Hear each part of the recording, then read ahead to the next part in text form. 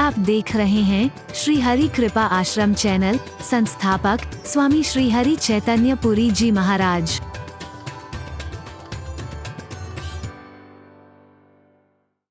कहते हो या नहीं? हाथ उठाओ। जो कहते हैं हाथ उठाओ ना। जो मानते हैं। दुनिया बहुत गंदी हो गई है। बहुत अच्छा। तुम लोग नहीं मानते हो? हरि बोल। जोर से बोलो ना। सारी दुनिया बहुत गंदी हो गई है महाराज जी। जिसको देखोगे आप, हर कोई, अब चाहे नाटक करे, लेकिन सब कह देते हैं कभी ना कभी बड़ी खराब हो गई दुनिया, बड़ी गंदी, बड़ी गंदी। जब कोई ऐसा कहता है तो मैं प्रश्न करता हूं, मेरे प्यारे बच्चे, तू कह रहा है सारी दुनिया बड़ी गंदी हो गई, तू कहां रहता है? दुनिया में रहता हूं महाराज जी। तू गंदा है? हरि बोल। जरा ध्यान से सुनना, ध्यान से। सारी दुनिया बड़ी गंदी हो गई है, तू कहां रहता है? दुनिया में। तू गंदा है? हरि बोल। सारी दुनिया बड़ी गंदी हो गई है, तू कहां रहता है? दुनिया में। तू गंदा है? जिसको देखोगे यही आंसर, जिसको देखोगे यही आंसर। अपने आप को कोई खराब मानने को तैयार नहीं है, अपने आप को कोई गलत मानने को तैयार नहीं है, अपने आप को कोई गंदा मानने को तैयार नहीं है। जब सारे सारे अच्छे हैं तो दुनिया गंदी कहां हो गई? सारी दुनिया अच्छी नहीं हो गई? आप खुद सोच करके देख लो। कोई अपने आप को गंदा नहीं मान रहा है और फिर भी कहेगा सारी दुनिया गंदी हो गई है। लेकिन अगर तुम कहते हो तो मैं कह देता हूं सारी दुनिया गंदी है। चलो, मैं नहीं कहता, वैसे ये मेरा चिंतन नहीं है, तुम्हारी बात ऊंची रख देता हूं, तुम बड़े सही। अरे बोलना, सारी दुनिया बड़ी गंदी है, बड़ी खराब है, दलदल है ये, कीचड़ है ये। लेकिन तेरी विशेषता किसमें है? तेरी किस विशेषता किसमें है? अरे इस गंदी, दलदल और कीचड़ हो चुकी दुनिया में अगर तू अपने आप को कमल की तरह ऊंचा उठा करके रखे तब तो तेरी विशेषता है, वरना तेरी भी क्या विशेषता है? कोई बातों से कुछ होने वाला नहीं है। दुनिया बड़ी गंदी है, दुनिया बड़ी गंदी है, दुनिया बड़ी गंदी। तूने अपने आप को उठा के रखा है? जिन्होंने अपने जीवन को ऊंचा उठाया है, हमने उनके नाम के साथ, उनके अंग प्रत्यंग के साथ कमल शब्द क्यों जोड़ा? हम उनके पांव नहीं कहते हैं, चरण कमल कहते हैं, क्योंकि इन्होंने जीवन ऊंचा उठाया है। इस गंदी समझे जाने वाली दुनिया में, इस कीचड़ में, दलदल में अपने जीवन को कमल पत्र की तरह ऊंचा उठाया है, कमल दल की तरह ऊंचा उठाया है। इस गंदगी में अपने आप को लिप्त करने की कोशिश नहीं की है। हम उनके चरण नहीं कहते हैं, चरण कमल कहते हैं। हम उनका मुख नहीं कहते हैं, मुख कमल कहते हैं। हम उनके हाथ नहीं कहते हैं, कर कमल कहते हैं। हम उनकी आंखें नहीं कहते हैं, नेत्र कमल कहते हैं। वो अपने जवान से बोल रहे नहीं कहते हैं, अपने मुखारविंद से, अरविंद माने भी कमल होता है। क्या बात है! ये अरविंद शब्द जोड़ना, कमल शब्द जोड़ना, इसका भाव यही हो सकता है। अगर तुम कहते हो कि दुनिया गंदगी है पर तुम्हारी विशेषता इसमें है, इस गंदी समझे जाने वाली दुनिया में कम से कम तुम तो कमल की तरह अपने काम को ऊंचा उठा के रखो। प्रार्थना करते हो, मैं जग में रहूं तो ऐसे रहूं जैसे जल में कमल का फूल रहे। खाली कहते हो हरि बोल। काश ऐसे रहते तो बात ही कुछ और थी। हरि बोल। जीवन संवर जाता, जीवन संवर जाता, धन्य धन्य हो जाता आपका जीवन। शरीर को आपने बेकार कर लिया है मेरे प्यारे बच्चों, मेरे प्यारे भाइयों, मेरी प्यारी बहनों। मन को बेकार कर लिया है, चिंतन को बेकार कर लिया है। किस्मत वाले हैं जिन्होंने नहीं किया है। हवा को बेकार कर दिया है, नदियों को बेकार कर दिया है, पर्यावरण को बेकार कर दिया है। सब कुछ बेकार ही बेकार किया हमने। अच्छा क्या किया है? गंदा ही गंदा, जहां देखो गंदा ही गंदा, जहां देखो गंदा ही गंदा किया हमने। नहीं किया? बोलो। काश इसे पवित्र करने की कोशिश करते, अच्छा बनाने की कोशिश करते, न करते, कम से कम इसे गंदा करने की कोशिश तो ना करते हैं। हमें जो कुछ मिला है हमने उसे गंदा ही किया है। क्या किया हमने? बोलो। मानव जन्म देव दुर्लभ है। अपने आप को बड़ा महान समझ करके फूले न समाने वाले हम अगर कभी शांति से सोचें हमने किया क्या इस दुनिया में आकर के?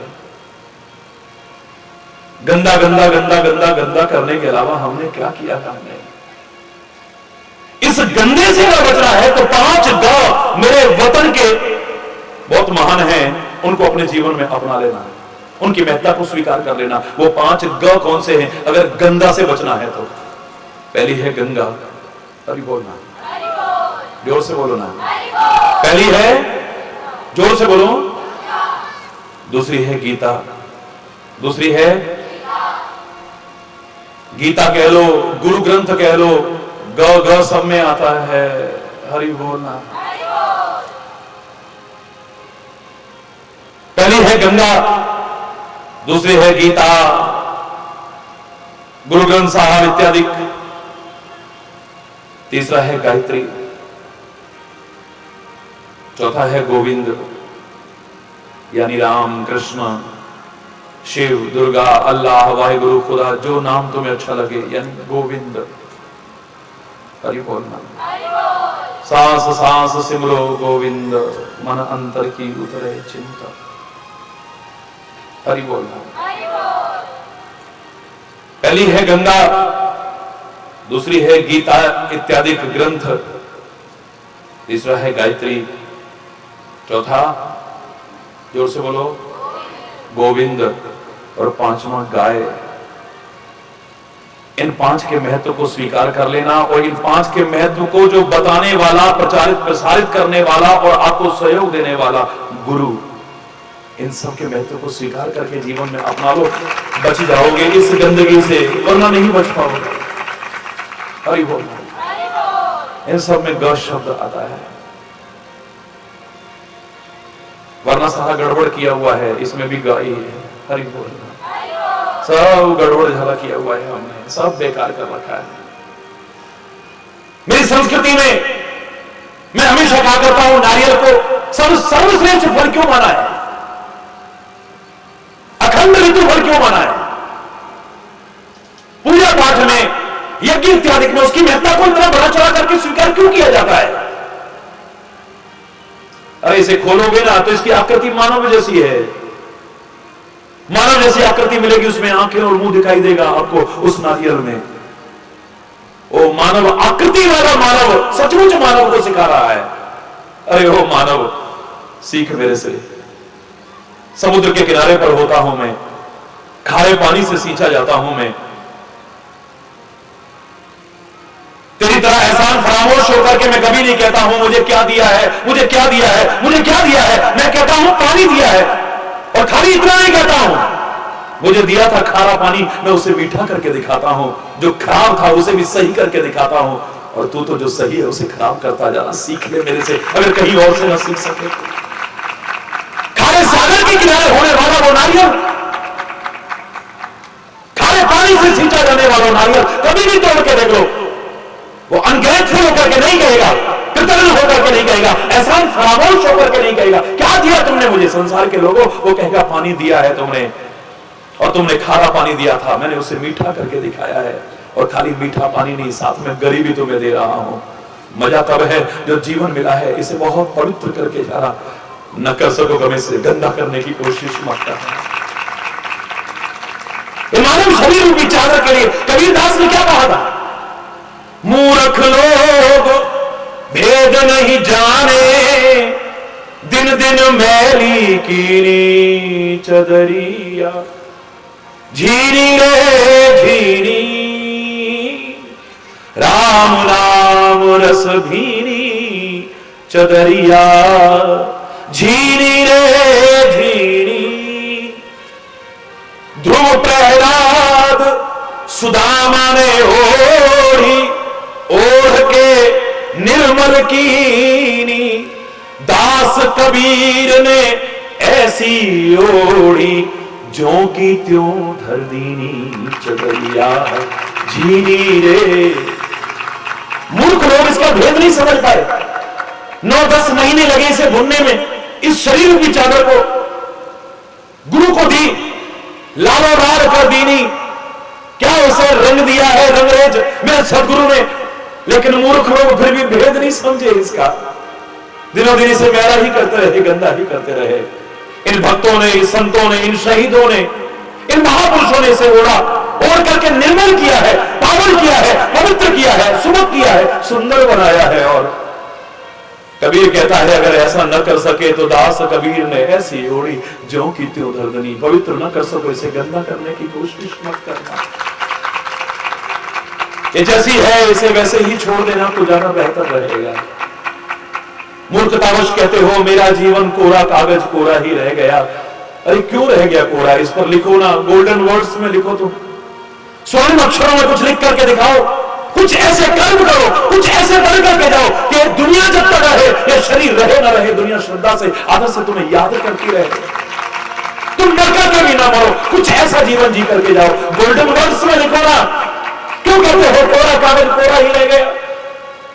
और अगर नहीं कर सकते हो कोई बात नहीं मेरे प्यारे बच्चों, अगर स्वर्णिम अक्षरों में कुछ लिखने लायक कर्म नहीं कर सकते हो तो मैं आपसे कह रहा हूं इसे गंदा मत करना। फिर तो मैं खुद कह रहा हूं इसे कोरा ही रहने देना। कोरा कागज कोरा रह गया, बहुत अच्छा है, गंदा किया तो और भी बेकार हो जाए। हरि बोल। सब कुछ खराब कर लिया हमने, शरीर दिया इसे खराब कर लिया, मस्तिष्क दिया इसे खराब कर लिया, मन दिया इसे खराब कर लिया, पर्यावरण दिया उसे खराब कर लिया, नदियां मिली उसे खराब कर लिया, सब कुछ खराब ही खराब तो किया है हमने। हरि बोलना। जब सब कुछ खराब है तो फिर हमें अच्छा कहां से मिलेगा फिर? हरि बोलना। लौटो, ये जो गंदगी की परतें चढ़ गई हैं इन सब पर इसे हटाओ, फिर देखो जिस तरह से जीवन होना चाहिए था काश वैसा जीने लग जाओ। मैं दावे से कह रहा हूं फिर से तुम सच्चे सुख और आनंद के भागीदार बन जाओगे। ना मिले तब कहीं, वरना तो तुम सारे के सारे किसी ना किसी दुख से पीड़ित हो, जानो न जानो। जानते हो तो बहुत अच्छी बात है। जिस रोग के बारे में हम जाने, जिस बुराई के बारे में जाने, वो ज्यादा बुरी नहीं है। जिस दुख के बारे में हम जाने वो ज्यादा बुरा नहीं है। जिसके बारे में हम जानते ही नहीं है वो ज्यादा खतरनाक है। कैंसर का पता नहीं चलता, ज्यादा खतरनाक है। कई बीमारियां ऐसी हैं पता नहीं चलता, ज्यादा खतरनाक है। ब्लड प्रेशर का शुरू में पता नहीं चलता है, बहुत खतरनाक घातक साबित हो जाता है। शुगर का बहुत टाइम तक पता नहीं चलता है। कई बार किसी किसी के शरीर में अचानक जब प्रकोप होता है तो बहुत घातक बन जाता है। हरि बोलना। बहुत सी बुराइयां ऐसी हैं, बहुत से ऐसे दोष हैं, बहुत सी कमियां ऐसी हैं, हम उनके आदी हो चुके हैं, हमें उनका पता ही नहीं चल रहा है। क्योंकि हम जिनके आदी हो जाते हैं, हैबिचुअल हो जाते हैं, उनका पता नहीं चलता है हमें। हमें दूसरों के दोषों का पता चलेगा, अपना नहीं पता चलेगा। दूसरों की बुराइयां पता चलेंगी, अपनी नहीं पता चलेगी। दूसरों की कमियां पता चलेंगी, अपनी नहीं पता चलेगी।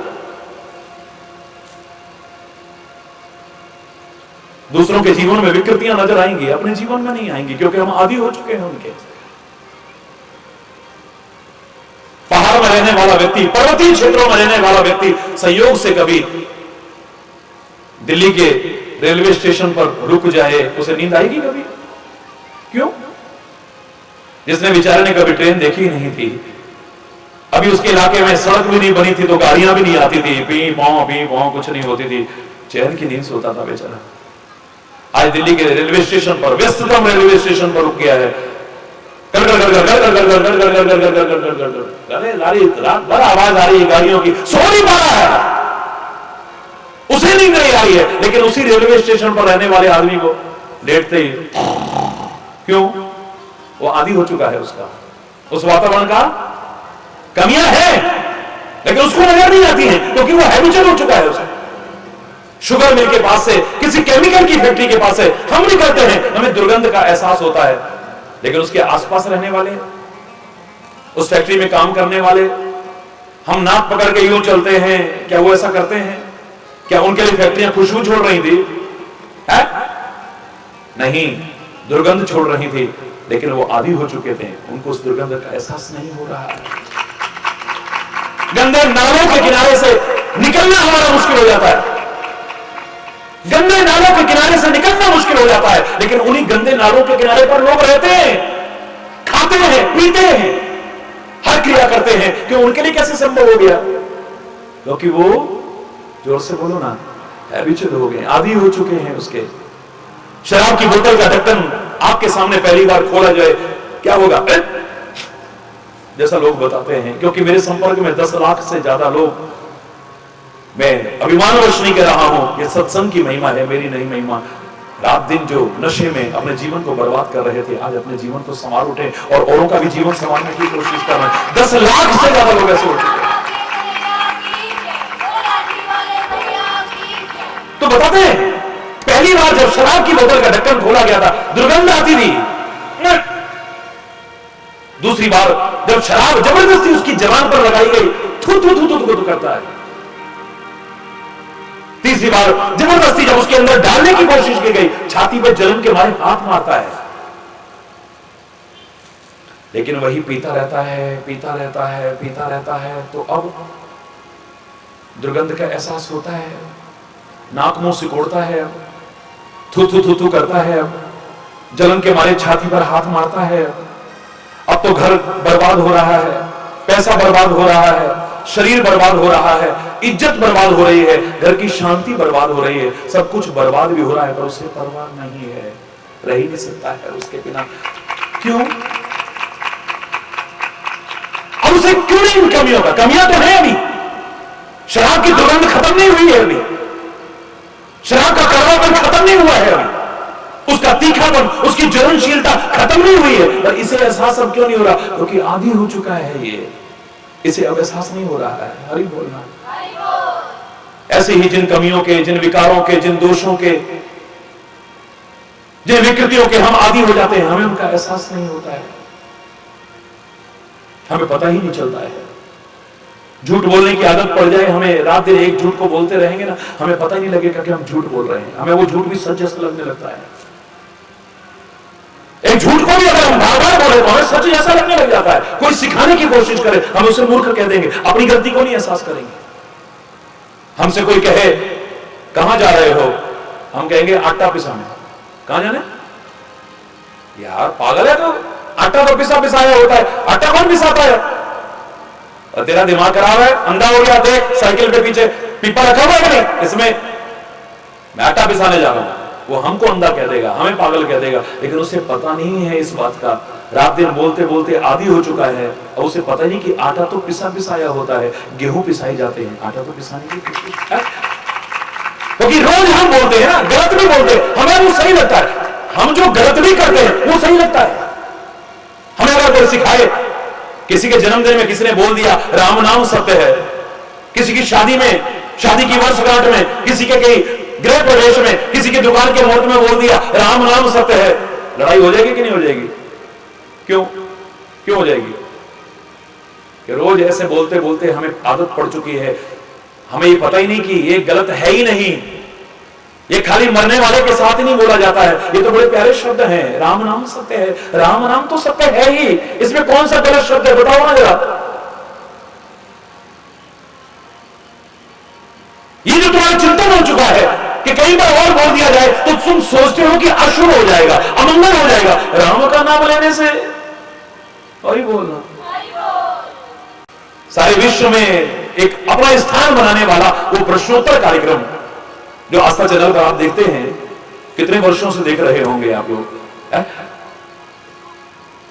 प्रश्नों के जवाब का जो कार्यक्रम आता है उसमें एक प्रश्न का उत्तर आपने सुना होगा, अगर सुना हो तो। किसी ने कहा महाराज जी हमें बड़ा दुख होता है जब आपकी फोटो पर कोई माला पहनाता है तो। अरे बोल जोर से बोलो ना। और कई बार टीवी पर भी दिखाई देता है आपकी फोटो पर माला बना रखी होती है। अरे हमारे महाराज जी जीते हैं और हमेशा जीते रहे। ये फोटो पर माला तो मरने वाले की बनाई जाती है, आपकी फोटो पर जब कोई बनाता है और किसी संत और गुरु की फोटो पर जो कोई माला, हमें बड़ा दुख होता है महाराज जी। क्या उत्तर दिया था महाराज जी ने? सुना था आप लोगों ने? हाथ उठाओ जिसने सुना हो सकता है लाइट सुना है, काफी लोगों ने सुना है। अरे बोलना, जोर से बोलो ना। मैंने इतना ही कहा था, पहली बात तो उसे फोटो समझोगे तो सारे लाभ से वंचित रह जाओगे।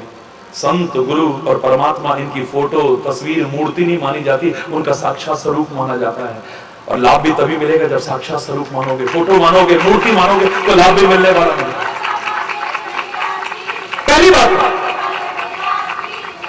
पहली बात तो उसे फोटो मानोगे, मूर्ति मानोगे, तस्वीर मानोगे तो सारे लाभ से वंचित रहोगे, लाभ भी उतना ही मिलेगा। और साक्षात उनका स्वरूप मानोगे तो मैं दावे से कह रहा हूं, जो उस दरबार में पहुंच पहुंच करके लाभ उठाते थे, तुम वहां बैठे बैठे सारा लाभ ना उठा जाओ तब कहते हैं। अरे बोलना, एक भक्त की निगाह में, एक शिष्य की निगाह में संत, गुरु और परमात्मा की तस्वीर, फोटो, मूर्ति, तस्वीर, फोटो और मूर्ति नहीं है, साक्षात उनका स्वरूप है। जब साक्षात उनका स्वरूप है, तो जब साक्षात उनको माला पहना सकते हैं, तो उस स्वरूप को पहना दिया तो कौन सा अपराध हो गया है? पहनाओ, निश्चिंत तौर पर पहनाओ, मैं छूट दे रहा हूं। फिर दूसरी बात, कौन से शास्त्र में लिखा हुआ है कि मृतक को ही फोटो पर माला पहनाई जाती है? कौन से शास्त्र में लिखा है? लिखा है किसी शास्त्र में? है? किसी शास्त्र में लिखा है? किसी ग्रंथ में लिखा हुआ है? ये तुमने नियम बना लिया, सारा जीवन अपने माँ बाप को, बुजुर्गों को सम्मान नहीं दे पाए, जब उनकी मौत हो गई बस उनकी फोटो पर माला पहना दी, बाद में चाहे धूल जमती रहे, हम सम्मान की इतिश्री समझते हैं, हमने सम्मान दे, इज्जत कर दी, बस हो गया हमारा काम पूरा। है? जीते जी रोटी के दो दो टुकड़ों के लिए तरसते, छोड़ेंगे उसे, मरने के बाद कई कई गांव का, पूरी बिरादरी का भोजन करवाते हैं, लोग चटकारे ले लेके उनके नाम पर भोजन करते हैं। जीते जी सत्संग में जाना भी उनका अच्छा नहीं लगता था, मरने के बाद उनकी अस्थियों को, उनको नहीं, उनकी अस्थियों को हरिद्वार ले जा रहे हैं। मुझे तो तरस आता है तुम्हारी बुद्धियों पर, करो ये सब कुछ, लेकिन जीते जी भी सम्मान करो तो और अच्छा हो जाएगा। मरने के बाद तो तुम श्राद्ध कर रहे हो, तर्पण कर रहे हो, सब कुछ कर रहे हो, लेकिन जीते जी भी करो तो कुछ और आनंद आएगा। श्राद्ध शब्द श्रद्धा से बना है, ये मरने के बाद ही नहीं, जीते जी भी श्रद्धा रखो, जीते जी भी सेवा करो, जीवे जी भी सत्कार करो उनका। सॉरी बोलना, देखो कितना आनंद आएगा तुम्हें, है? लेकिन तुम तो मरने के बाद फोटो पर माला बना करके अपनी श्रद्धा और सम्मान की बस समाप्ति समझते हो, बाद में जाए बस धूल जमती रहे उस पर। किसी शास्त्र में, किसी ग्रंथ में नहीं लिखा हुआ है कि मरने वाले की फोटो पर ही माला पहनाई जाती है, इसलिए तुम्हारा प्रश्न ही बेकार है। दूसरी बात, संत, गुरु और परमात्मा की फोटो, तस्वीर और मूर्ति नहीं मानी जाती है, साक्षात स्वरूप माना जाता है, इसलिए प्रश्न ही बेकार है। तीसरी बात, अरे बोलना, अरे बोलना, तुम्हारी निगाह में गुरु ग्रंथ साहब एक किताब हो सकते हैं, लेकिन गुरु ग्रंथ साहब के प्रति जो श्रद्धा रखते हैं, हरि चैतन्य जैसे अनंत लोग, मेरे वो सिख भाई, उसके प्रति श्रद्धा रखने वाले भाई, वो उसे किताब नहीं मानते हैं, वरना चमर ना डुलाते, वरना उस पर रुमाला ना चढ़ाते, वस्त्र ना पहनाते, उसको भोग ना लगाते, उसका सम्मान ना करते, उसकी स्तुति ना गाते। उनकी निगाह में प्रकट गुरु की देह, साक्षात गुरु का शरीर है वो। गुरु ग्रंथ नहीं माने हो, प्रकट गुरु की देह। तुम्हारी निगाह में किताब हो सकती है, लेकिन उनकी निगाह में साक्षात सदगुरु का स्वरूप है वो। शंका खत्म हो जाती है। तुम्हारी निगाह में वेद एक पुस्तक हो सकते हैं, लेकिन सनातन संस्कृति का सम्मान करने वाले हर व्यक्ति की निगाह में वेद भगवान का रूप है। रामायण को राम का निवास मानता है, रामायण का प्रेमी वो रामायण की आरती भी उतारता है, रामायण का सम्मान भी आरती श्री रामायण जी की। वाह, किताब की आरती उतारी जाती है क्या? तुम्हारी निगाह में किताब हो सकती है, उसे तो वहां पर राम के दर्शन हो रहे हैं, साक्षात राम के दर्शन हो रहे हैं। तुम्हारी निगाह में वो चरण पादुका हो सकती है, तुम्हारी निगाह में वो खड़ाऊ हो सकती है, लेकिन भरत की आंखों से देखो जरा, भरत के हृदय के भावों को देखो, उसे तो राम नाम के 2 अक्षर नजर आते हैं, उसे अपने जीवन के प्राण, जीवन के आधार नजर आते हैं, और उसे तो साक्षात राम के स्वरूप नजर आते हैं, कुछ और नजर ही नहीं आते। तुलसी कहता है, मांग मांग आयस करही राजकाज बहु भांति, राज्य सिंहासन पर उन चरण पादुकाओं को बैठा दिया है। हिंदुस्तान में ऐसा हुआ होगा, खड़ाओं को सिंहासन पर बैठाया जाए और उससे मांग मांग करके आज्ञा राजकाज किया जाए। कहते हैं भरत, रामायण का उदाहरण है, भरत को जब कभी कुछ समझ में नहीं आता था, जहां निर्णय करने की क्षमता नहीं होती थी, नमन करता था उन चरण पादुकाओं को, तो कहते हैं वहां से उत्तर मिला करता था उसे, उन्हीं से आज्ञा मांग करके करता था, और जहां खुद समझ में नहीं आता था उनके सामने निवेदित करता था। चरण पादुका जो खड़ाऊं तुम्हारी निगाह में है, उसके सामने साक्षात राम का स्वरूप धारण करके उसे सिखाती थी, उसे समझाती थी, उसे आज्ञा देती थी। तुम्हारी निगाह में खड़ा हो सकती है, लेकिन भरत की निगाह में साक्षात राम का प्रतिरूप है वो। उसने खड़ाऊ नहीं बिठाई है, राम को बिठाया है।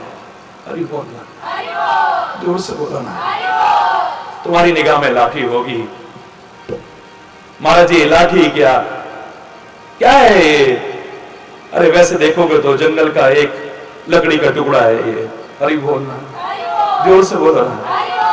बहुत लोग पूछते हैं इसलिए आज बता ही देता हूं।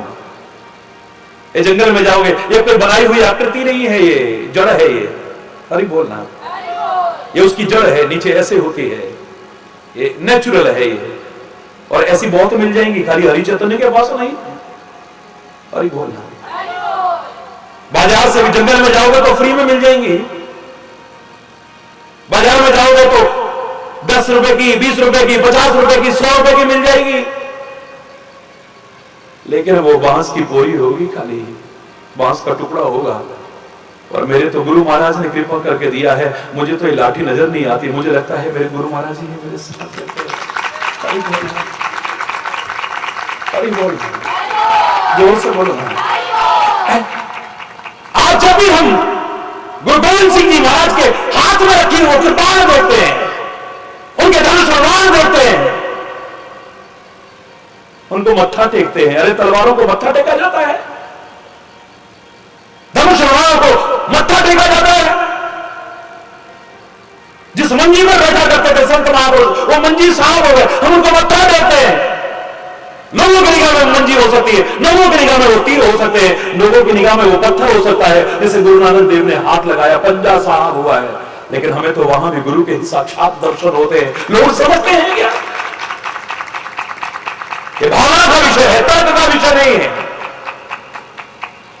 ज्ञान में तर्क की गुंजाइश हो सकती है, तो तर्क की नहीं, लेकिन भक्ति में तो भाव ही भाव है।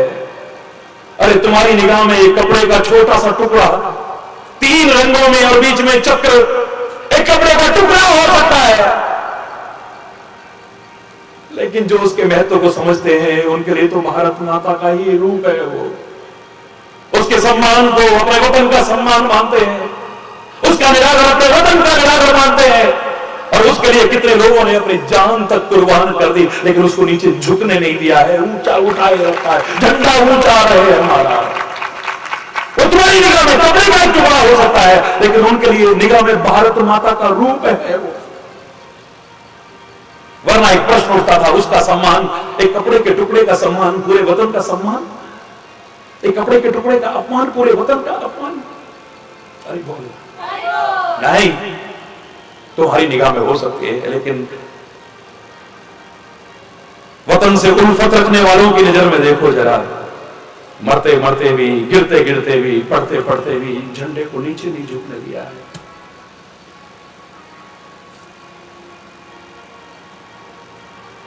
तुम्हारे हाथ में सौंप कर गए हैं और उम्मीद के साथ गए हैं कि आगे तुम भी इसकी आन को, इसके मान को, इसके सम्मान को कभी झुकने नहीं दोगे, कम नहीं होने दोगे।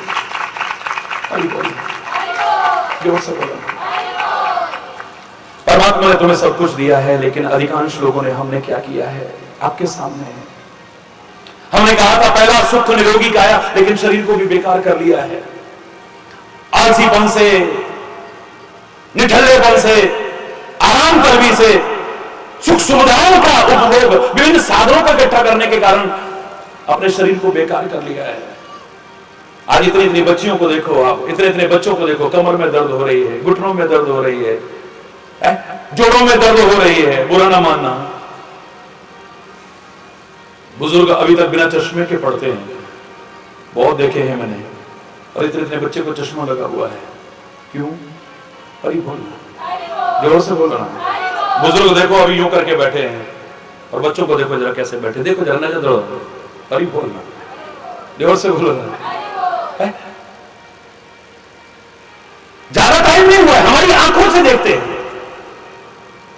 हमारे वो बुजुर्ग बैठे हुए हैं यहाँ पर, महिलाएं भी, पुरुष भी, आपके सामने है। पानी भी घर में नहीं होता था, कहीं से लाना पड़ता था, कुएं से लाते था। अरे बोलना, दूर से पानी लेकर के आते थे।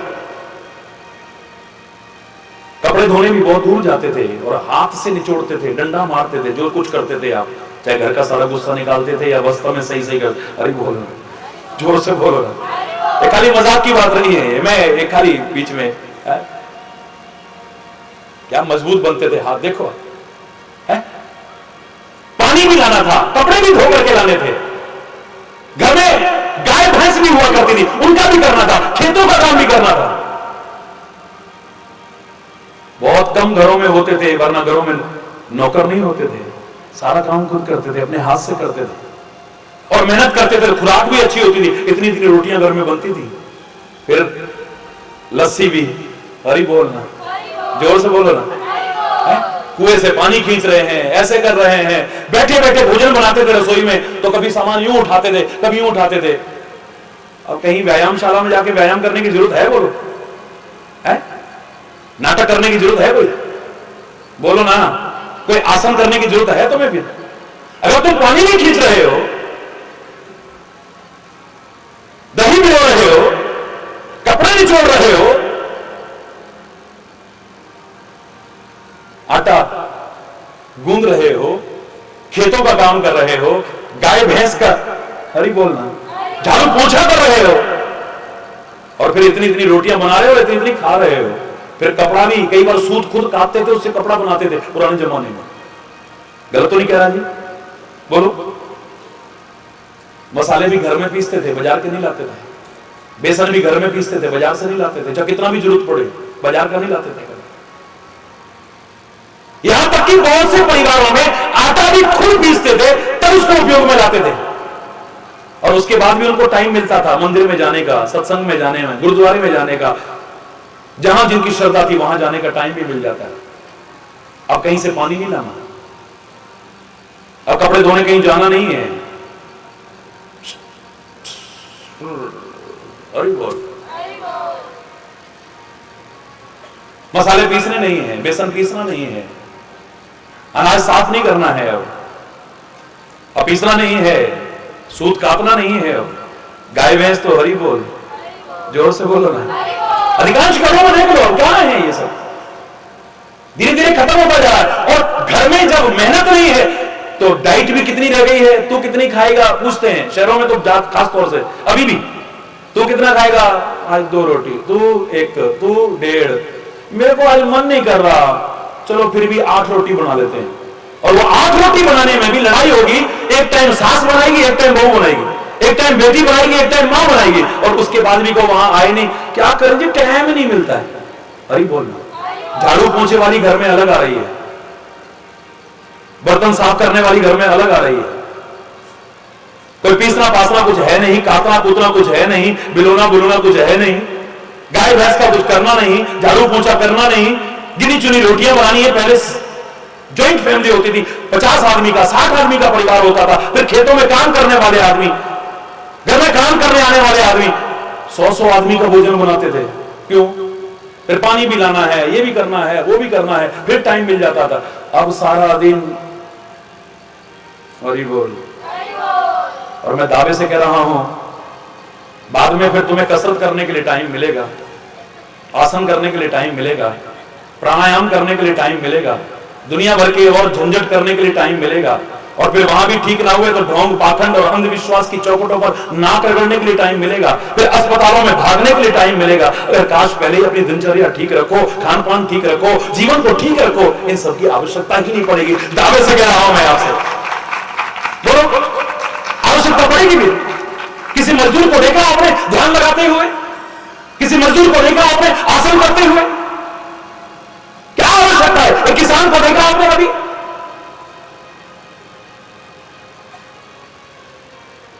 तुम्हें या तो नींद नहीं आती है कई कई गोलियां खा करके भी, या आती है तो ऐसी आती है कि अरे बोलना, मेरी बातें बड़ी विचित्र सी लगेंगी लेकिन मैं कहे बिना नहीं रहूंगा। फिर मैं कह रहा हूं, शत्रुतावश नहीं, तुम्हारे हित के लिए कह रहा हूं, भलाई के लिए कह रहा हूं तुम्हारे। डॉक्टर की क्रिया समझ में आ जाती है, डॉक्टर मीठी गोली देगा तो हमारी भलाई है, कड़वी गोली देगा तो अरे बोलना, चीरा लगाएगा तो दुश्मनी है, ऑपरेशन करेगा तो जोर से बोलना भलाई है। और जहर आगे ना फैल जाए, किसी अंग को भी काट के फेंकना पड़े तो अंग को भी काट देता है, लेकिन उसमें शत्रुता नहीं, हमारी भलाई छिपी हुई है, हम ये जानते हैं।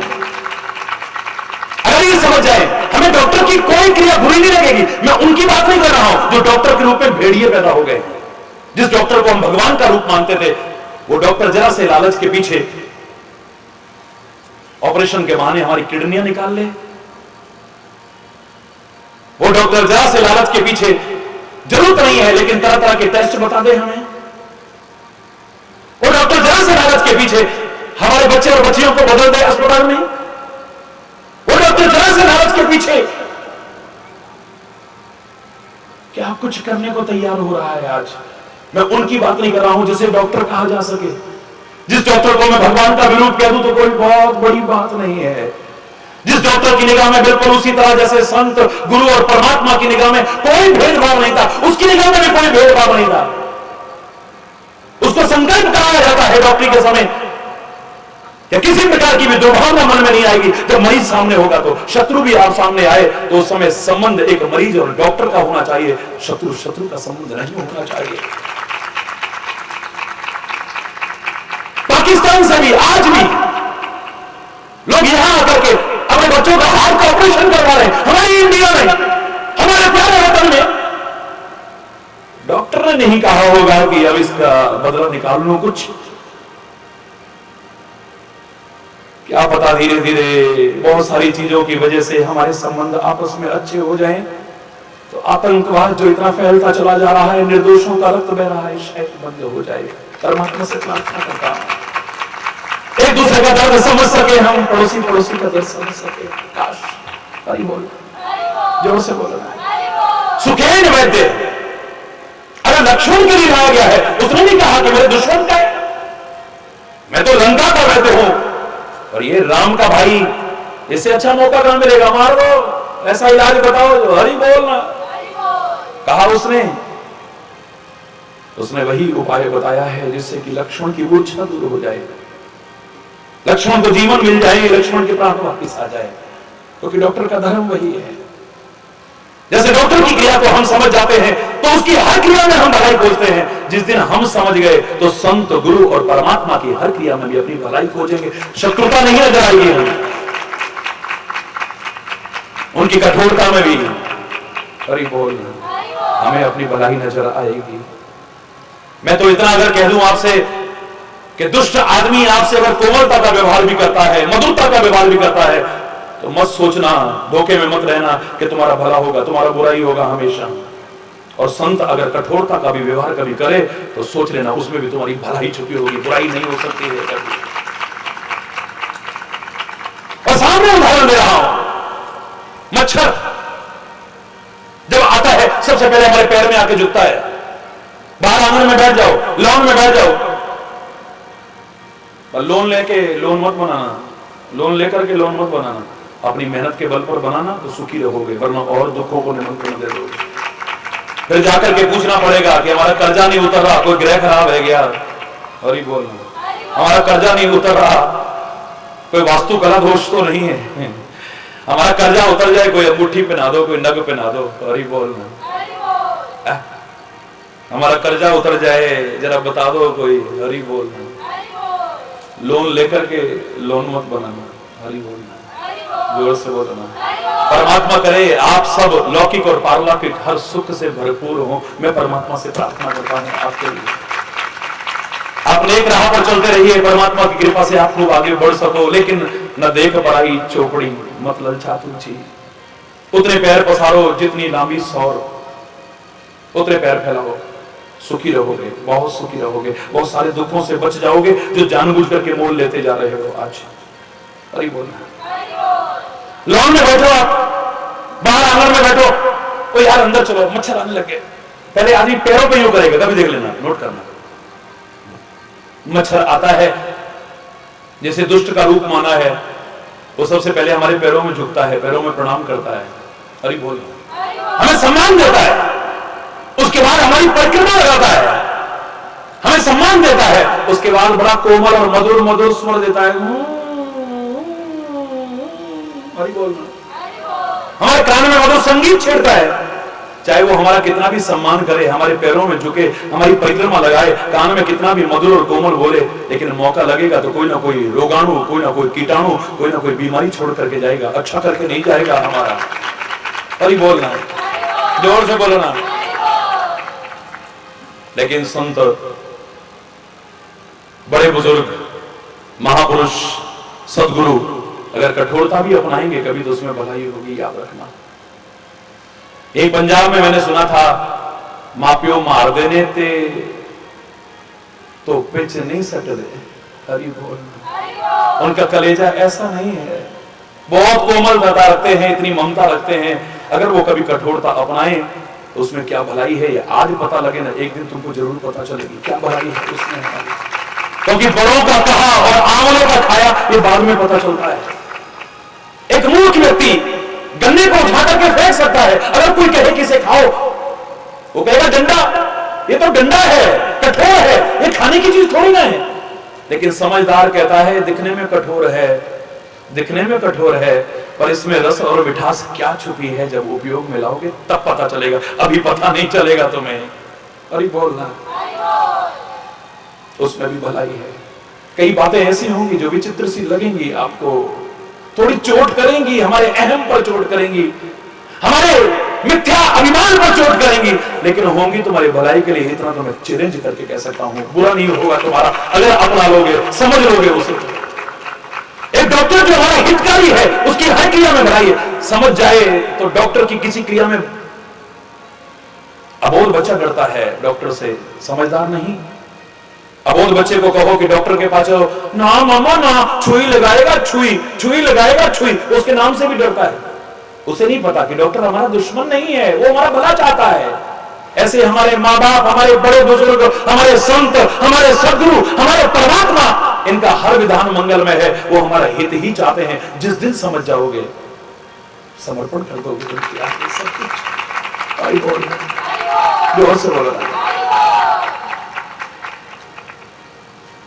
इस शरीर को बेकार करते चले जा रहे हो। खान पान शुद्ध रखो, सात्विक रखो, संयमित रखो, संतुलित रखो, अपनी दिनचर्या को संयमित रखो, संतुलित रखो और नियमित रखो, स्वस्थ रहोगे। और ये sound mind in sound body, स्वस्थ शरीर में ही स्वस्थ मस्तिष्क होता है।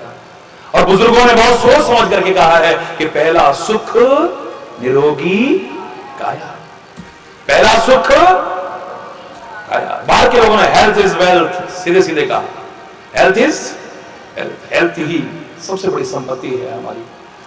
अगर ये हेल्थ ठीक है तो हम और संपत्ति इकट्ठी कर लेंगे, और हेल्थ खराब हुई तो इसको ठीक करने के लिए जो है उसे भी खत्म कर बैठेंगे, और आगे भी जो इकट्ठी कर सकते थे उससे भी वंचित रह जाएंगे। लेकिन बहुत से लोग शरीर के रोगों से पीड़ित हैं, बहुत से मन के रोगों से पीड़ित हैं। आज मैं जो हल्का सा इशारा करूंगा मेरे प्यारे बच्चों, हम बहुत से लोग ऐसे हैं जो शरीर से तो स्वस्थ हैं, लेकिन अंदर हमारे इतनी इतनी बीमारियां भरी पड़ी हैं जिनका हमें एहसास ही नहीं है। अंदर सब कुछ खत्म होता चला जा रहा है। जिसे यहां पर एक महापुरुष ने गाया था, तेरी गठरी में लागे चोर, अरे मुसाफिर जाग जरा, तेरी गठरी में लागे चोर, मुसाफिर जाग जरा, जाग जरा तू जाग जरा,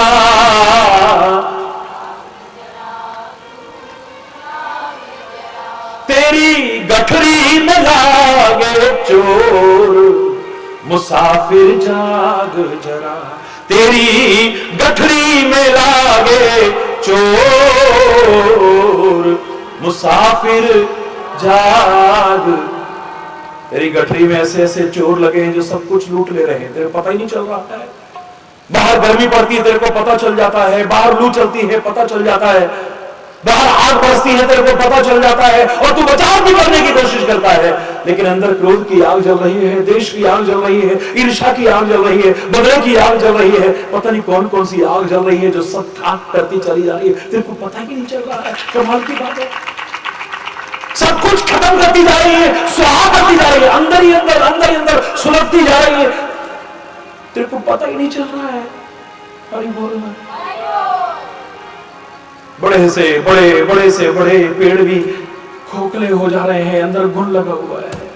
अरे बोल, खत्म हो जा रहे हैं, एक दिन अपने आप गिर पड़ते हैं, किसी को गिराने की जरूरत नहीं पड़ती है, कीड़ा लग गया है। अरे बोल, ये अंदर ही अंदर सब खत्म कर रहे हैं। ये बाहर के लोगों का पता भी चल जाता है, लेकिन अंदर के लोग, इनका तो पता भी नहीं चलता है मेरे प्यारे बच्चों। इसलिए महापुरुष होशियार करते रहते हैं, चाहे होशियारपुर में आके करें या कहीं पर भी करें, वो यही काम करते हैं, होशियार करते हैं कि होशियार हो जाओ। हरि बोल। होशियार हो जाओ, जागरूक हो जाओ, होशियार होकर के, सावधान होकर के सुनो। इतने इतने रोग हैं और इन सारे रोगों की जड़ क्या है जानते हो? मोह सकल व्याधिन कर मूला, मोह सकल व्याधिन कर मूला। तिन ते पुनि उपजही बहुशूला, तिन ते पुनि उपजही बहुशूला। ये जो बहुत सारी शूल पैदा होते हैं, जो चुभते रहते हैं हमें अंदर ही अंदर, ये सारी इनकी जड़ है मोह। सारी व्याधियों की जड़ है मोह। मोह का अर्थ क्या है? मोह का अर्थ है अज्ञान। पहला, हरि बोल। मोह का तात्पर्य, जोर से बोलो। दूसरा, मोह का तात्पर्य है संशय। दूसरा, संशय। तीसरा, मोह का तात्पर्य, हरि बोल, ये लगाव, आसक्ति।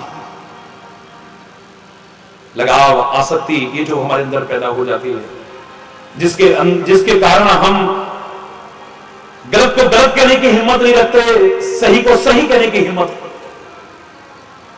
अपनी औलाद, अपने परिवार के लोगों को लाक्षागृह में जलाने की कोशिश कर रही है, लेकिन मोह में अंधा हो चुका। वैसे ही अंधा नहीं, मोह में अंधा हो चुका धृतराष्ट्र गलत को गलत कहने की हिम्मत नहीं कर पा रहा है, सही को सही कहने की हिम्मत नहीं कर पा रहा है।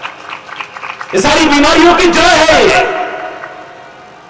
वैसे अंधा था या नहीं था, मैं इस विवाद में नहीं पढ़ूंगा, लेकिन मोह में अंधा हो चुका है। वैसे आंख पर पट्टी बांधी या नहीं बांधी गांधारी ने, लेकिन वैसे तो आंख पर पट्टी बांधी हुई है। ऐसे बांधे ना बांधे, जिसको दिख नहीं रहा कि उसकी औलाद क्या कर रही है। अपने भाइयों को जलाने की कोशिश कर रही है, अपने भाइयों को मारने की कोशिश कर रही है, अपनी कुल बहू की लाज लूटने की कोशिश कर रही है। जहां गलत को गलत ना कह सके हम, सही को सही ना कह सके, ऐसा मोह हमारी सारी व्याधियों की जड़ नहीं है तो और क्या है? बर्बाद कर देगा हमें भी बर्बाद कर देगा, हमारी औलाद को भी बर्बाद कर देगा। याद रखना इस बात को, बर्बाद करके रख देगा, हमें खत्म कर देगा। मैंने तो एक बार कहा था कि हमें उन बुजुर्गों की भी आवश्यकता नहीं है। मैं सम्मान करता हूं बुजुर्गों, लेकिन ऐसे बुजुर्गों की आज समाज को आवश्यकता नहीं है जो इस साहस न कर सके ये गलत है, ये सही है, जो गलत का प्रतिरोध करने की सामर्थ्य न रख सके और सही का साथ निभाने की हिम्मत न कर सके। अंधे हो जाए जो, आंख होते हुए अंधे हो जाए जो। मैं रामायण और महाभारत को जब सामने रख करके चलता हूं, मुझे दो बुजुर्गों के दर्शन होते हैं, दो बुजुर्गों के दर्शन होते हैं। महाभारत को जब देखता हूं तो सबसे बुजुर्ग मुझे भीष्म पितामह नजर आता है। अरे बोलना, जोर से बोलो ना। और जब रामायण में देखता हूं तो मुझे बहुत बुढ़ा एक जटायु नजर आता है, बहुत बुढ़ा जटायु नजर आता है। एक मानव के शरीर में है, एक पक्षी के शरीर में है, लेकिन दोनों के जीवन में अंतर कितना है। एक सामने अपने घर की बहू की लाज लुट रही है और शक्ति और सामर्थ्य होते हुए भी उसका विरोध करने की हिम्मत नहीं कर पा रहा है। ना तो विदुर की तरह उठ करके चला गया है और ना ही शक्ति और सामर्थ्य रहते हुए उसका विरोध करने की हिम्मत कर पा रहा है। अपने घर की, अपने कुल की वधू की लाज लुट रही है और प्रतिरोध नहीं कर पा रहा है। शक्ति और सामर्थ्य रहते हुए उसके बराबर शक्ति किसके अंदर थी? बाल ब्रह्मचारी वो भी शून्यता में कान तक खींच करके तीर लाए, सामने कौन ऐसा होगा जिसका हृदय विदीर्ण करके न रख दे? दुनिया में कोई ताकतवर नहीं था।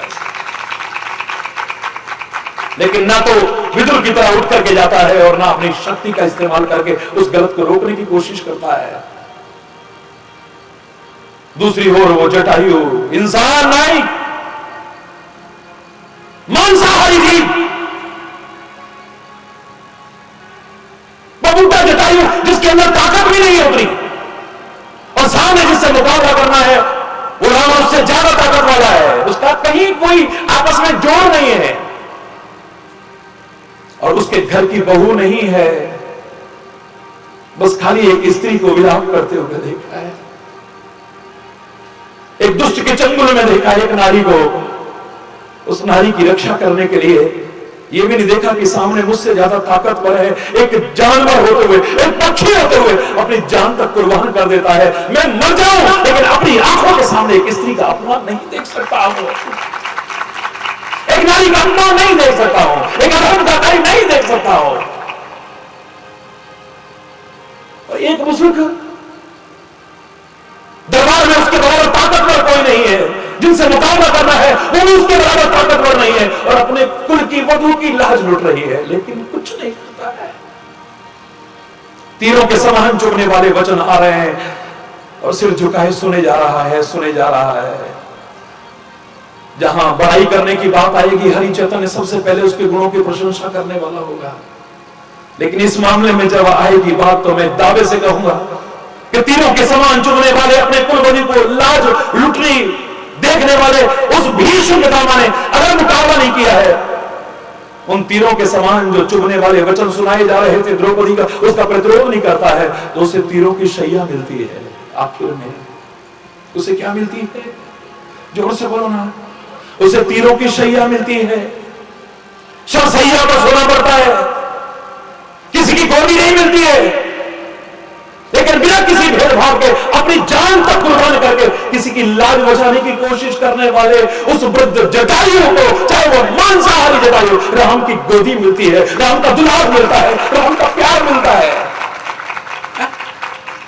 तो राम अपने पिता की क्रिया नहीं करता है अपने हाथ से। दशरथ को जो सौभाग्य नहीं मिल पाया, क्षमा चाहूंगा, हरि बोल,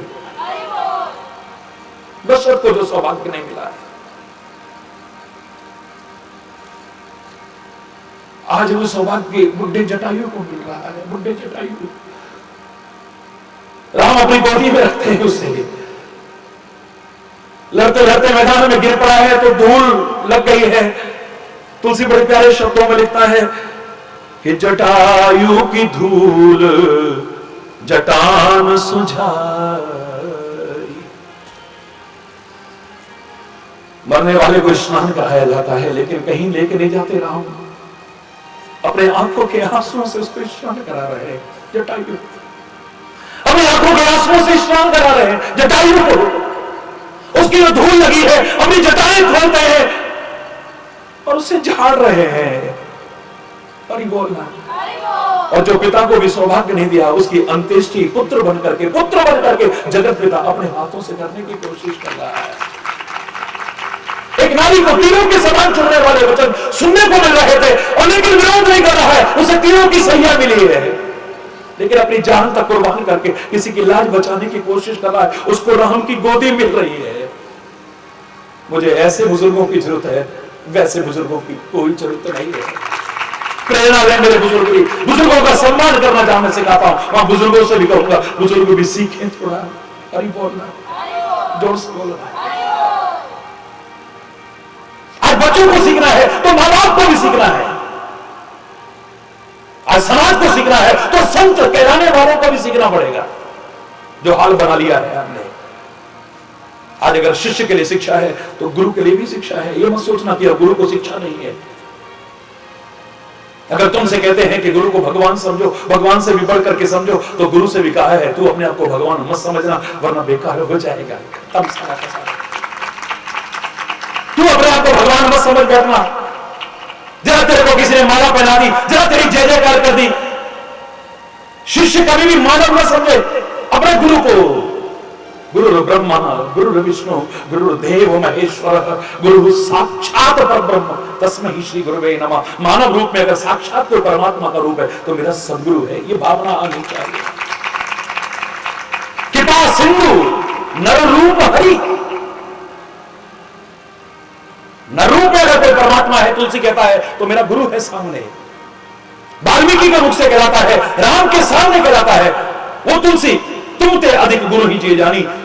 किसके हृदय में निवास करना है राम? जो तुमसे भी ज्यादा गुरु को सम्मान देने की कोशिश करे, उसको तुम ते अधिक गुरु ही जिय जानी, सकल भाई सेव ही सनमानी।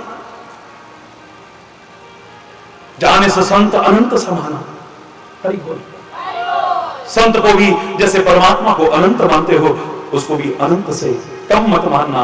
अगर उससे भी बढ़कर के मान लो तो कोई बहुत बड़ी बात नहीं है। उसकी महिमा एक बार गा सकते हैं, लेकिन साध की महिमा, साध की महिमा, साध की महिमा अगर गुरुवाणी से भी गाने लगो तो मेरे शायद 3 दिन तो क्या 3 महीने भी कम लगेंगे मेरे को। हरि बोलना, जोर से बोलना। तुम्हारी निगाह में गुरु एक मानव नहीं है, देह नहीं है, साक्षात परमात्मा का स्वरूप है, कभी नष्ट न होने वाला। वंदे बोधवयम नित्यम। अगर परमात्मा नित्य है तो ये भी नित्य है। अगर वो जो उसके लिए कहा है वही सद्गुरु के लिए कहा है, ब्रह्मानंदम परम सुखम केवलम ज्ञान मूर्तिम द्वंद्वातीतम गगन सदृशम तत्त्वमस्यादिलक्ष्यम एकम नित्यम। ये सारी विशेषताएं देख लो आप। एकम नित्यम विमल अचलम सर्वदी साक्षीभूतम भावातीतम त्रिगुण रहितम सद्गुरुम तम नमाम्यहम। उस सद्गुरु के चरणों में प्रणाम करता। हरि बोल। लेकिन गुरु अपने आप को भगवान न समझ बैठे, ये गुरु के लिए शिक्षा है। इसके लिए सरलतम उपाय, सरलतम उदाहरण मैं इतना सुना सकता हूं। मेरी यमुना मैया ने मन में सोचा समुद्र में पहुंचना है, लेकिन पता नहीं पहुंच पाऊंगी कि नहीं पहुंच पाऊंगी। इस दुनिया में सामने मेरे करीब में मुझसे भी पवित्र, मुझसे भी निर्मल, मुझसे भी बड़ी गंगा मैया है ना, चलो मैं तो उसमें समा जाती हूं। मैं उसको अपना लक्ष्य बना लेती हूं। जैसे शिष्य को कह रहा हूं कि गुरु को ही बेशक लक्ष्य बना ले अपना। हरि बोलना। मैं झूठे आज करके मिथ्या गुरुडम का प्रचार करने वाला नहीं हूं। ये हरिचंदन, लेकिन गुरु की महिमा को कम भी नहीं कर सकता हूं, इतना भी मैं कह सकता हूं। हरि बोलना। और ये तुम्हें बोलने की जरूरत नहीं पड़ती अपने अपने गुरु महाराज की। गुरु महाराज की जय बोलो, जब तुम बोलोगे तुम्हारे सामने अपने गुरु महाराज का ही स्वरूप आएगा। ये अलग से कहने की आवश्यकता नहीं पड़ती। हरि बोलना। ये अपने अपने अपने अपने गुरु सबका होता है, किसी एक का नहीं होता है। ए तो अड्डे गुरु हो, तो अड्डे गुरु हो, तो अड्डे गुरु हो, तो अड्डे गुरु। जिस दिन ये भेद आ गया तो गड़बड़ हो जाएगा। हरि बोलना। जोर से बोलो ना, और जोर से बोलो ना। ये समझना इस चीज को, गहराई से समझना इस चीज को। हरि बोलना। शिष्य के लिए कह रहा हूं कैसे बन जाए, जैसे यमुना ने कहा पता नहीं सागर तक पहुंच पाऊंगी कि नहीं। सामने है ना गंगा मैया, बस उसमें समा जाती हूं मैं। अपने जीवन का लक्ष्य बना लिया है। और सचमुच इलाहाबाद में जब पहुंची यमुना जी, आगे दर्शन ही नहीं है यमुना के, गंगा में समा गई पूरी तरह से। अपने जीवन का आधार सब कुछ गंगा को मान लिया और पूरी तरह समा गई। खाली कहा नहीं उसने, हरि बोलना। लेकिन अब गंगा का उत्तरदायित्व शुरू होता है, यानी गुरु का उत्तरदायित्व शुरू होता है, जो ये ना कहे कि अब मेरे में ही समा जाओ, यहीं रहो। अब गुरु कहता है कि मजा तब है, तूने कितना सम्मान दिया है, कितना प्यार दिया है, कितना समर्पण किया है, मुझे लक्ष्य बना करके मुझ में समाई है। अब मेरी ड्यूटी बनती है, मैं तुझे तो यहां तक न रोकूं, अब सागर तक मैं अपने साथ लेकर के तेरे को चलूं, ये मेरी जिम्मेदारी बन जाती है। उस सागर की ओर बढ़ाने का काम अब गुरु का बन जाता है, उस परमात्मा की ओर बढ़ाने का काम और सदगुरु का बन जाता है। मैं किसी मत की आलोचना नहीं करता, क्योंकि मैं विवाद पैदा नहीं करता। मैं तो विवाद दूर करने आया हूं, एक नया विवाद पैदा करने कोई नहीं आया हुआ है। लेकिन आजकल जैसे मिथ्या प्रचार हो रहे हैं, अब भगवान को भी हटा दो, उसको भी हटा दो, बस गुरु महाराज का फोटो लगा दो, बस। हरि बोल। मैं क्षमा चाहते हुए कहूंगा, क्योंकि अगर कोई इस तरह का है, मैं किसी की भावनाओं को ठेस नहीं पहुंचाना चाहता हूं। मैं तो आपसे हमेशा कहूंगा, आपकी जहां श्रद्धा है मैं तो वहीं पर बढ़ाने आया हूं। हरिचंदन आपकी श्रद्धा कहीं से कम करने नहीं आया है। आपकी जिसके प्रति भी श्रद्धा है, जहां भी आपकी श्रद्धा है, हरिचंदन उसको और बढ़ाने आया। अगर ढोंग में हो, अगर पाखंड में हो, अगर अंधविश्वासों में हो, अगर रूढ़िवादिताओं में हो, अगर कुरीतियों में हो, वहां से तो हरिचंदन हटाता रहा था, हटा रहा है और आगे भी कोशिश करता रहेगा। इसकी भी परवाह किए बिना कि लोग चाहे जान के दुश्मन बन जाए, फिर भी परवाह नहीं करूंगा।